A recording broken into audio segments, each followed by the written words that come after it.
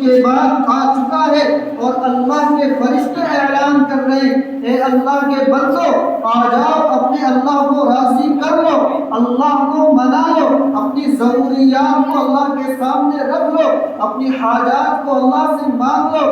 انسان پوری دنیا کے اندر پریشان ہے، کوئی رزق کے لیے پریشان، کوئی کاروبار کے لیے پریشان، کوئی نوکری کے لیے پریشان، لیکن ہم اللہ سے مانگنے کو تیار نہیں۔ اللہ دینے کے لیے موجود ہے، اللہ آسمان اول پر آیا ہوا ہے، بس آپ سے درخواست یہ ہے کہ ہم آج اللہ سے مانگیں گے اور خوب مانگیں گے، خوب رو کر گڑ گڑا کر اپنے اللہ کو راضی کریں گے، کیونکہ اللہ بندوں سے 70 ماؤں سے زیادہ محبت کرتا ہے۔ اپنے بندوں سے اللہ 70 ماؤں سے زیادہ محبت کرتا ہے۔ اگر کسی ماں کا بچہ ناراض ہو جائے نا، اگر ماں اپنے بچے سے ناراض ہو جائے تو جتنی جلدی اللہ بندے سے راضی ہو جاتا ہے، اتنی جلدی تو ماں بھی راضی نہیں ہوتی۔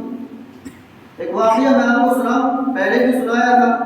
علامہ ابن قیم علیہ الرحمہ ایک بزرگ گزرے، بڑے اللہ والے تھے، اپنے ایک واقعہ بیان کرتے فرماتے کہ ایک مرتبہ میں ایک گلی سے گزر رہا تھا تو دیکھا کہ ایک ماں اپنے بچے کو مار رہی ہے اور کہہ رہی ہے کہ تو مجھے پریشان کرتا ہے، ستاتا ہے، میری نہیں سنتا، جا میرے گھر سے چلا جا، میں تیری شکل دیکھنا نہیں چاہتی۔ علامہ ابن قیم فرماتے ہیں کہ جب میں نے دیکھا کہ ماں اپنے بیٹے کو مار رہی تو میں وہاں رک گیا کہ دیکھوں کیا کرتا ہے بچہ۔ ماں نے بچے کو دروازے سے دھکا دیا اور دروازہ بند کر لیا اور کہا کہ جا چلا جا، میں تیری شکل دیکھنا نہیں چاہتی۔ بچہ اٹھتا ہے، کپڑے جھاڑتا ہے اور کچھ دور چلتا ہے اور پھر واپس آ کر اپنے دروازے کی دہلیز پر بیٹھ جاتا ہے۔ معصوم بچہ تھا، کچھ دیر بیٹھا رہا، ماں نے دروازہ نہیں کھولا، بچے کو نیند آ گئی۔ کچھ ٹائم کے بعد ماں نے دروازہ کھولا تو دیکھا بچہ جو ہے دروازے کی دہلیز پر پڑا ہے۔ ماں نے پھر اٹھایا اور ایک تھپڑ پھر سے لگایا، کہا کہ تو ابھی تک گیا نہیں، میں نے تجھ سے کتنا کہا کہ تو میرے گھر سے چلا جا، مجھے پریشان کرتا ہے، ستاتا، تنگ کرتا ہے، میں تیری صورت دیکھنا نہیں چاہتی۔ اب بچہ جو ہے پھر رونے لگا، ماں نے پھر دروازہ بند کر لیا۔ اس کے بعد کچھ دیر کے بعد ماں نے پھر دروازہ کھولا تو دیکھا بچہ وہیں بیٹھا اور رو رہا ہے۔ جب ماں نے بچے کی آنکھ میں آنسو دیکھا تو اس کی ممتا پگھل گئی، اس کے دل کے جذبات باہر آ گئے۔ اس نے بچے کو اٹھایا، سینے سے لگایا، اس کی پیشانی کو چوما اور کہنے لگی جب تو مجھ سے اتنی محبت کرتا ہے تو مجھے اتنا ستاتا کیوں ہے، میری بات کو کیوں نہیں مانتا۔ علامہ ابن قیم علیہ الرحمہ فرماتے اس بچے نے اپنی ماں سے کہا اماں جب آپ نے مجھے دھکا دیا تھا میں نے سوچ لیا تھا، دل میں ارادہ کر لیا تھا کہ چلا جاؤں گا، کہیں جا کر رہ لوں گا، کما لوں گا، کھا لوں گا، میرے پاس سب کچھ ہو جائے گا، گاڑی بنگلہ پیسہ سب کچھ مل جائے گا، بیوی بھی مل جائے گی، لیکن ماں نہیں ملے گی، لیکن ماں نہیں ملے گی۔ یہ سوچ کر میں یہاں بیٹھ گیا۔ جب ماں نے بچے کا یہ جملہ سنا تو ماں کی آنکھ میں آنسو آ گئے اور اپنے بچے کو سینے سے لگا لیا۔ علامہ ابن قیم اس واقعے کو نقل فرمانے کے بعد ارشاد فرماتے ہیں کہ اگر کوئی گناہ گار بندہ، اگر کوئی خطا کار بندہ اللہ کے پاس آ جاتا ہے، اس ماں نے تو اتنا ٹائم بھی لگایا راضی ہونے میں، اللہ ایک مرتبہ کے آنے پر بندے سے کہتا ہے میرے بندے آ جا، میں تو نہ جانے کب سے تیرا انتظار کر رہا ہوں، نہ جانے کب سے تیرا انتظار کر رہا تھا۔ یہ تو دنیا کا قانون ہے، اگر کوئی غلطی کر دے، اگر کوئی چھوٹی موٹا گناہ کر دے تو لوگ اس کو تانے دیتے ہیں، بھائی الگ اس کو غلط بات کہتا ہے، بیوی اس کو جو ہے جملے سناتی ہے، ماں باپ دھکا دے کر جو ہے گھر سے نکال دیتے ہیں، اور بیوی یوں کہتی ہے کہ اگر میرے باپ کو یہ معلوم ہوتا کہ تو شرابی ہے، تو کبابی ہے، تو جواری ہے، تو تیرے ساتھ کبھی میرا باپ میرے ہاتھ پینے نہ کرتا۔ یہ دنیا کا قانون ہے کہ لوگ تانے دیتے ہیں، لوگ دھکے دیتے ہیں، گھر سے نکال دیتے ہیں، اور جو ہے نہ جانے کیسی کیسی باتیں سناتے ہیں، چوراہوں پر کھڑے ہو کر اس کو بدنام کرتے ہیں۔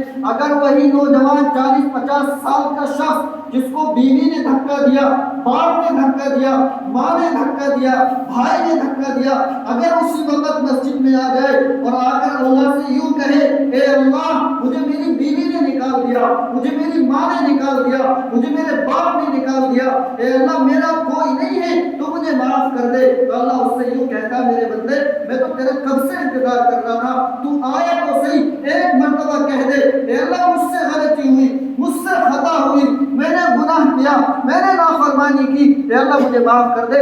اللہ کہتا میں نے پوری زندگی کے گناہوں کو تیرے معاف کر دیا۔ یہ ہے اللہ۔ آج یہ رات اللہ سے معافی مانگنے کی، توبہ کرنے کی، ہم سب گناہ گار ہیں، سب گناہ گار ہیں، سب سے غلطی ہوتی ہے، ہر انسان سے غلطی ہوتی ہے، کوئی دودھ کا دھلا نہیں ہے۔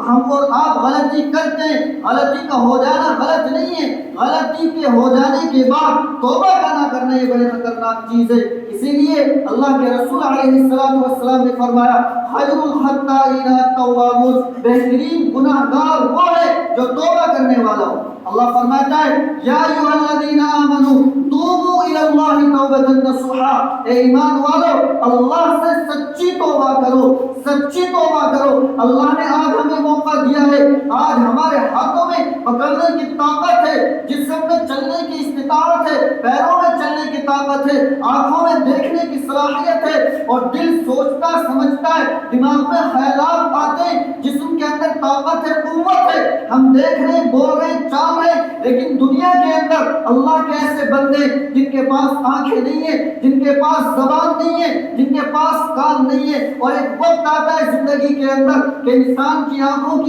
کی بینائی کم ہو جاتی ہے، اور ہاتھوں کے پکڑنے کی صلاحیت کم ہو جاتی ہے، پیروں کے اندر چلنے کی طاقت نہیں رہتی، جسم مردہ بن گیا اور بستر پر پڑا ہوا ہے، لوگ ارد گرد جمع ہیں۔ اس وقت انسان سوچتا ہے کہ میں نے زندگی میں کچھ نہیں کیا، پوری زندگی اسی طریقے سے گزار دی۔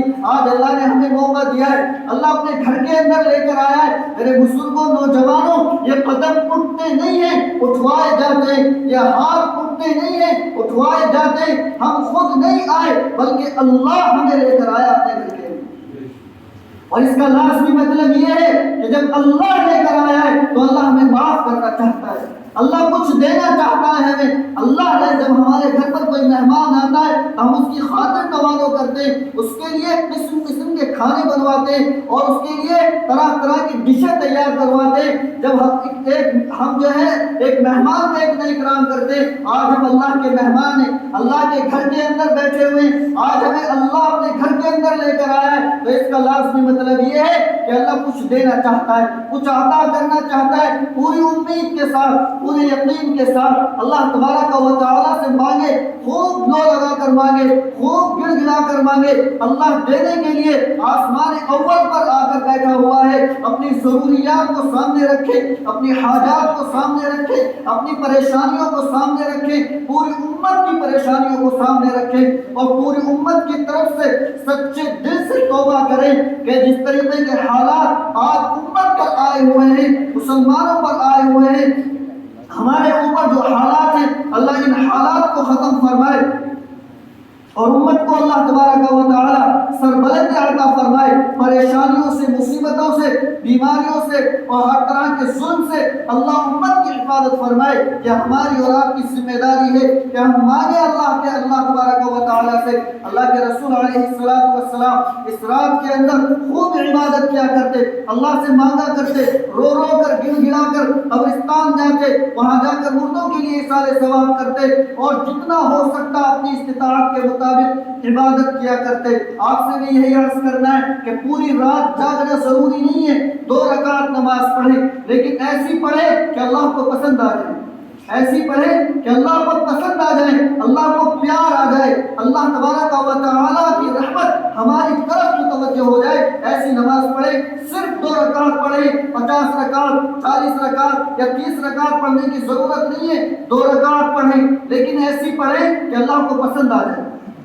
ایسی لمبی رکعت پڑھیں، اور لمبی رکعت مطلب بہت سے لے کہیں گے کہ ہمارے لمبی صورت یاد نہیں ہے۔ آپ کے قل هو اللہ احد یاد ہے، ایک رکعت میں 10 مرتبہ پڑھ لیں قل هو اللہ احد۔ قل اعوذ برب الناس یاد ہے، دوسری رکعت میں 10 مرتبہ اس کو پڑھ لیں۔ اسی طریقے سے التحیات کئی مرتبہ پڑھ لیں، درود شریف کئی مرتبہ پڑھ لیں، رکوع کی تسبیح لمبی کر دیں، 20 مرتبہ پڑھ لیں، 25 مرتبہ پڑھ لیں، 50 مرتبہ پڑھ لیں۔ اس طریقے سے لمبی لمبی نماز پڑھیں۔ یہ نہیں ہے لوگ کیا کرتے ہیں، کمپٹیشن کرتے ہیں، تو نے کتنی پڑھ لی، میں نے 20 پڑھ لی، میری 25 ہو گئی ہیں، میری 40 ہو گئی ہیں۔ اس طریقے سے کرتے ہیں نا کہ میں نے تو 100 پڑھی ہیں رات، مطلب یہ ہے کوانٹٹی دکھانا مطلب نہیں ہے، کوانٹٹی دکھانا مقصد نہیں ہے، کوالٹی دکھائیں، کوالٹی۔ ہم اور آپ کوئی سامان خریدتے ہیں 20 50 40 50 روپے کا تو کہتے ہیں کوالٹی دکھاؤ، بہترین دکھاؤ۔ اللہ بھی کوالٹی چاہتا ہے عمل کی، بہترین کوالٹی ہو، بہترین کوالٹی، کوانٹٹی نہیں ہو، یعنی گنتی میں نہ آئے، کوالٹی میں آئے کہ ہاں میرے بندے نے 2 رکعت پڑھی ہے لیکن ایسی پڑھی ہے کہ اللہ کو پیار آ گیا، اللہ کو پسند آ گئی۔ اس لیے درخواست یہ ہے کہ جو ہے ایسی پڑھ کر دکھا دے آج اللہ کو کہ اللہ کو پیار آ جائے، اور خوب مانگے اللہ تبارک و تعالیٰ سے، اور اس کے بعد جو ہے فجر کی نماز باجماعت پڑھنے کا اہتمام کرے۔ اگر ہو سکے تو آسانی ہو، کوئی پریشانی نہ ہو، کوئی دقت نہ ہو تو کل کا روزہ رکھے۔ اگر آسانی ہو، کوئی پریشانی نہ ہو، دقت نہ ہو، سفر وغیرہ کہیں کا نہ ہو تو کل کا روزہ رکھیں، کیونکہ اللہ کے رسول علیہ السلام شعبان کے پورے مہینے کے روزے رکھا کرتے تھے، مسلسل پورے مہینے کے روزے رکھا کرتے۔ کیوں؟ رمضان کی تیاری کے لیے۔ آنے والا مہینہ بہت ہی برکت والا، عصمتوں والا، رحمتوں والا، مغفرتوں والا اور اتنی برکتوں والا مہینہ ہے کہ ہمیں اور آپ کو اندازہ نہیں ہے، کیونکہ ہم نے اس کی قدر نہیں کی اور نہ ہم اس کے لیے تیاری کرتے۔ اسی لیے ابھی سے رمضان کی تیاری کرے، اور یہ رمضان کی پریکٹس ہی ہے تو اللہ نے شب برات کو 15 دن پہلے رکھا رمضان سے۔ آج سے ہی رمضان کی رحمتوں کا نزول ہونا شروع ہو جاتا ہے، آج کی رات ہی سے رمضان کی رحمتوں کا نزول ہونا شروع ہو جاتا ہے، اور رمضان سے 2-3 دن پہلے وہی رحمتیں بالکل نازل ہوتی ہیں جو رمضان کے اندر نازل ہوتی ہیں۔ اسی لیے اللہ نے شب برات کو رکھا رمضان سے 15 دن پہلے۔ یہ ٹریلر ہے رمضان کا۔ اللہ تبارک و تعالی ہمیں اور آپ کو آنے والا رمضان نصیب فرمائے، اور اللہ اس کی قدردانی نصیب فرمائے۔ اللہ خوب تلاوت کی اور خوب ذکر و تسبیحات کی، نمازوں کی پابندی کی ہمیں توفیق عطا فرمائے۔ 2-3 باتیں دعا کے متعلق عرض کر دوں۔ جب ہم اللہ سے دعا کریں تو ہمارا ذہن، ہمارا دل اللہ کی طرف متوجہ ہو، ہمارا ذہن بھی، ہمارا دل بھی اللہ کی طرف متوجہ ہو۔ دوسری چیز، پہلے ہی نیت کر لیں توبہ کی۔ توبہ کہتے ہیں اللہ کی طرف لوٹ کر آنے کو۔ جو گناہ ہو گئے ان پر ندامت ہو، شرمندگی ہو اور آئندہ نہ کرنے کا ارادہ ہو، اس کو کہتے ہیں توبہ۔ تو اللہ تبارک و تعالی یقیناً بندے کی توبہ کو قبول فرماتے ہیں۔ جب بندہ یہ نیت کرتا ہے کہ اللہ میں نے اب تک جتنے گناہ کیے ہیں آج سچے دل سے آپ سے معافی مانگ رہا ہوں، اللہ تبارک و تعالی فرماتا ہے اے میرے بندے میں نے معاف کر دیا۔ حدیث شریف میں آتا ہے کہ اگر کسی کے گناہ سمندر کے دھاگوں کے برابر، درختوں کے پتوں کے برابر، ریت کے ذرات کے برابر، اگر اتنے گناہ ہوں کہ زمین و آسمان کے درمیان کا جو خلا ہے یہ بھر دے گناہ کرتے کرتے، اور ایک بار آ کر سچے دل سے اللہ سے کہہ دے کہ اللہ مجھے معاف کر دے، اللہ تعالیٰ معاف فرما دے، اللہ معاف فرما دیتے۔ اس لیے بالکل مایوس ہونے کی ضرورت نہیں ہے۔ ہم انسان ہیں، غلطی ہوگی، گناہ ہوں گے، خطائیں ہوں گی، کوئی بڑی بات نہیں ہے۔ روزانہ گناہ ہو روزانہ توبہ کر لو، اللہ معاف کر دے گا۔ لیکن یہ نہیں ہے کہ ہم اس نیت سے گناہ کرتے رہے کہ توبہ کر لیں گے، توبہ کر لیں گے، نہ جانے کب موت آ جائے کسی کو معلوم تھوڑا ہی ہے۔ اسی لیے اللہ تبارک و تعالی نے توبہ کا دروازہ رکھا ہے۔ بندہ سے غلطی ہو، بندہ جو ہے معافی مانگ لے، اللہ معاف کر دیتا ہے۔ اللہ نے 100 کے قاتل کو صرف توبہ کے ارادے پر معاف کیا۔ اللہ نے ایک زانیہ فاحشہ عورت کو پیاسے کتے کو پانی پلانے پر معاف کر دیا۔ ہم میں کوئی اتنا بڑا گناہگار نہیں ہے کہ دن رات زنا کر رہا ہو، ہم میں کوئی اتنا بڑا پاپی نہیں ہے جو دوسروں کو جا کر بے گناہ قتل کر رہا ہو، ہم میں کوئی اتنا بڑا مجرم نہیں ہے۔ چھوٹے موٹے گناہ ہیں، بدنگاہی ہو گئی، جھوٹ بول دیا، گالی دے دی، اس طریقے کے گناہ ہم سے ہو جاتے ہیں۔ اس لیے سچے دل سے اللہ سے معافی مانگے، اللہ کو راضی کرے۔ خدا کی قسم اللہ کی رحمت کو خود آپ محسوس کریں گے۔ بس صرف آپ سے درخواست یہ ہے کہ دل اور ذہن اور ہاتھ بھی اللہ کی طرف ہو، اور دل بھی اللہ کی طرف ہو، اور ذہن بھی اللہ کی طرف ہو، اور دنیا کے خیالات سے اپنے آپ کو بالکل چند لمحوں کے لیے، چند منٹ کے لیے بالکل کاٹ لے، اور بالکل اللہ کی طرف طرف متوجہ ہو کر اللہ سے دعا مانگے، اللہ تبارک و تعالی انشاءاللہ دل کے اندر سکون اتارے گا، اطمینان اتارے گا، اور اگر ہو سکے ایک دو آنسو آنکھ میں لانے کی کوشش کرے، اور اگر نہ ہو سکے تو ایسی صورت یا شکل بنا لے کہ جس پر اللہ تبارک و تعالیٰ کو پیار آ جائے۔ اللہ تعالیٰ ہمارے اس کہنے سننے کو قبول فرمائے، اللہ ہماری توبہ کو قبول فرمائے، اللہ تبارک و تعالیٰ ہماری ضروریات کو غیب سے پورا فرمائے۔ آمین وآخر دعوانا الحمدللہ رب العالمین۔